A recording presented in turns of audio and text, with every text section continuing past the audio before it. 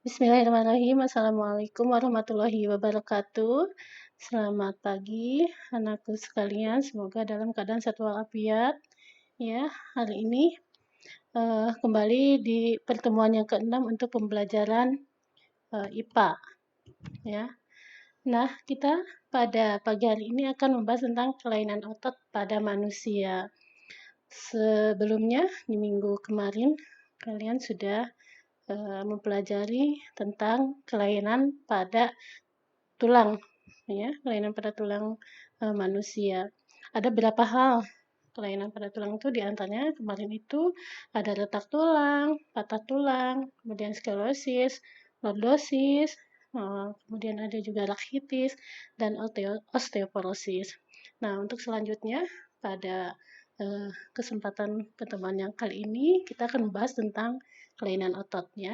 Ada beberapa tujuan pembelajaran mengenai kelainan tulang ini.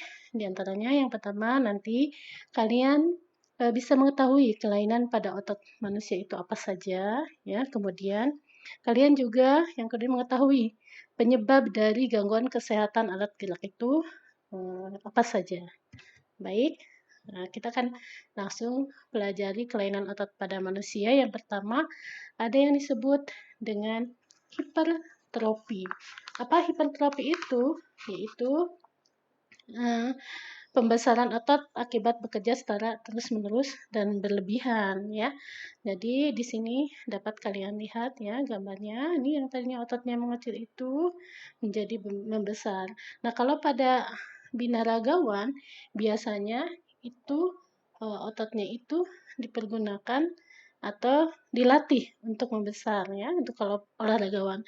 Tapi yang dimaksud dengan hipertrofinya itu sendiri itu akibat kerja otot yang terus-menerus dan berlebihan. Jadi beda ya di sini antara kelebihan otot yang bekerja terus-menerus atau otot yang dilatih seperti pada olahragawan di binaragawan seperti itu. Itu beda ya. Jadi kalian bisa membedakannya. Kemudian yang keduanya atrofi. Apa yang kita maksud dengan atrofi? Yaitu kelainan berupa otot yang mengecil dan lemah. Nah, dari gambar di sini bisa kalian lihat ya. Ini gambarnya itu ototnya mengecil, lemah, dan menurunnya fungsi dari otot itu sendiri. Nah, kelainan ini biasanya disebabkan untuk anak-anak itu lebih ke gizi atau makanan yang buruk di sini. Kemudian yang keduanya sirkulasi udara yang buruk dan otot yang tidak digunakan. Dan juga satu lagi itu karena penyakit yang merusak saraf sel otot. Bisa kalian lihat nih dari gambarnya ya. Otot lengan ini kecil seperti ini, kemudian otot paha, dan tadi udah Bu Lida sebutkan ya, itu biasanya kalau anak-anak kalau selain dari makanannya atau gizinya yang buruk, karena memang ototnya yang tidak digunakan. Atau tadi yang paling ini karena penyakit yang merusak di sel saraf otot. Ini ya, jadi ada apa penyebabnya.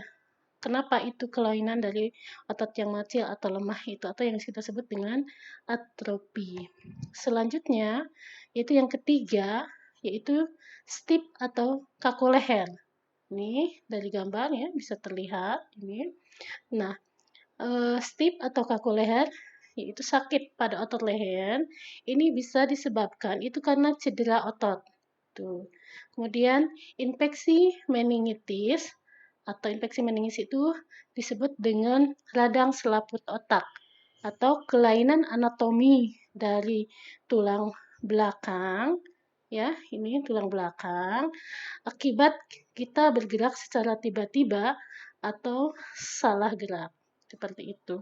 Nah, makanya sebelum kita melakukan kegiatan olahraga yang berat, biasanya selalu kita lakukan dulu pemanasan dulu, biar tidak terjadinya kaku leher, seperti itu. Selanjutnya, yaitu tetanus. Nah, tetanus ini itu salah satu penyakit yang memang sangat berbahaya. Itu di sini, yaitu dia itu kejang atau kaku otot yang disebabkan oleh infeksi bakteri Clostridium tetani. Nah, ini biasanya si penderita itu akan mengalami kejang yang berupa kekakuan pada otot. Nah, ini yang terjadi pada orang yang terkena tetanus itu atau bisa terjadi otot rahang si penderita itu menjadi mengatup, tidak bisa dibuka. Itu dan ini menyebabkan kematian biasanya untuk yang terkena tetanus itu. Makanya ketika masih bayi mungkin ya atau sekarang biasanya ada yang disebut suntik tetanus itu sangat penting bagi kita.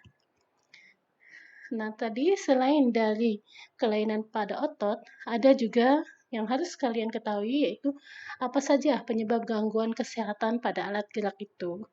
Ya, pada umumnya penyebab gangguan kesehatan alat gerak itu bisa terjadi karena bawaan lahir, ya, kemudian infeksi bakteri atau virus. Selain itu, sering juga terjadi akibat dari kebiasaan kita yang salah. Misalkan, satu, membaca buku dengan posisi tidur, ya, itu bisa juga menyebabkan gangguan pada alat gerak. Kemudian yang keduanya membawa atau memikul beban yang terlalu berat. Yang ketiganya, tidur dengan posisi yang tidak benar. Kemudian menulis dengan tubuh yang miring ke samping atau ke depan. Itu ya, bisa menyebabkan ini sklerosis seperti atau misalkan lordosis. Nah, yang kelimanya berjalan dengan tubuh yang membungkuk.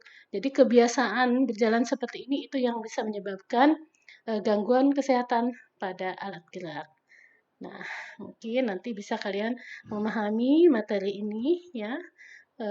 Itu materi yang Ibu sampaikan untuk kalian, bisa kalian simak dan pahami. Nah, untuk tugasnya pada pertemuan kali ini, kalian bisa menjawab pertanyaan di bawah ini.